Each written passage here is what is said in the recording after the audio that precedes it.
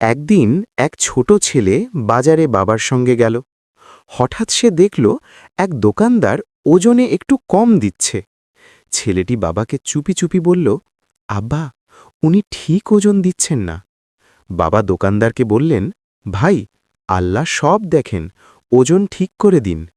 দোকানদার লজ্জিত হয়ে সঙ্গে সঙ্গে ওজন ঠিক করল। বাজার থেকে বেরিয়ে ছেলে জিজ্ঞেস করল, আব্বা, আল্লাহ কি সত্যিই দেখেন? বাবা হাসলেন, হ্যাঁ বাবা, তাই তো আমরা খারাপ কাজ করি না। সেদিন ছেলেটির মনে সততার বীজ রোপিত হল। শিক্ষা: আল্লাহর ভয় মানুষকে সৎ করে তোলে। একদিন এক ছোট ছেলে বাজারে বাবার সঙ্গে গেল। হঠাৎ সে দেখল এক দোকানদার ওজনে একটু কম দিচ্ছে। ছেলেটি বাবাকে চুপি চুপি বলল, আব্বা, উনি ঠিক ওজন দিচ্ছেন না।